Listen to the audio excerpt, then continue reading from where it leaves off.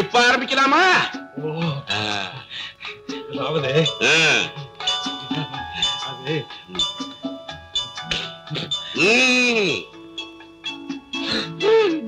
விஜயா, இன்னொரு கிளாஸ்.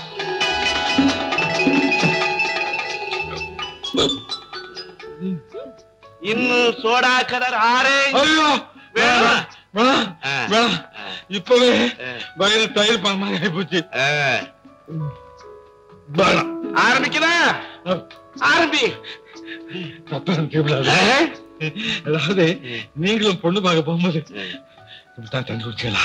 நான் தண்ணி குடிக்கல, குடிக்க வச்சேன் என் மாமா. ஹலோ மை டியர் மாமா. ஏன் மாமனாரே? ஹலோ மை டியர் மாமா, நான் உங்கள் மகளை காதலிக்கிறேன். உங்களுக்கு விஷயம் தெரிந்திருக்கும் என்று நம்புகிறேன். எல்லாம் தெரிந்திருந்தும் ஏன் இந்த மௌனம்? கண்ணோடு கண்கலப்பது குற்றமா? காதலர்கள் கணவன் மனைவியாக துடிப்பதுதான் குற்றமா? இல்லை கல்யாணத்திற்காக உங்களிடம் பெண் கேட்க வந்திருப்பதுதான் குற்றமா?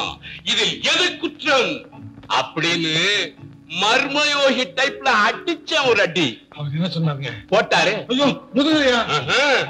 மனவர நல்ல வேலைங்க. என்ன ஏன்னா நான் உங்ககிட்ட என்ன கேட்கணும்னு நினைச்சேனோ அதத்தான் நீங்க உங்க மாமா. பலே பலே பலே, என் பேச்ச வச்சு என்ன மடக்கு மடக்கு மடக்கிட்டீங்க.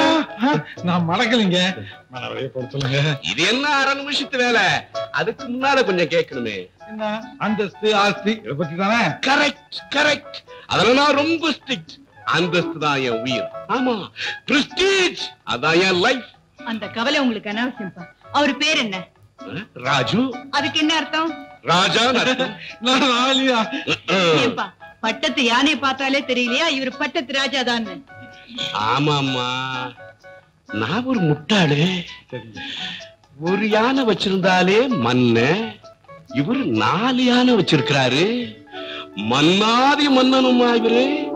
ஜனங்க புதுமையை விரும்புறாங்க தெரியுமா உங்களுக்கு? அப்படி என்ன புதுமை இருக்கு?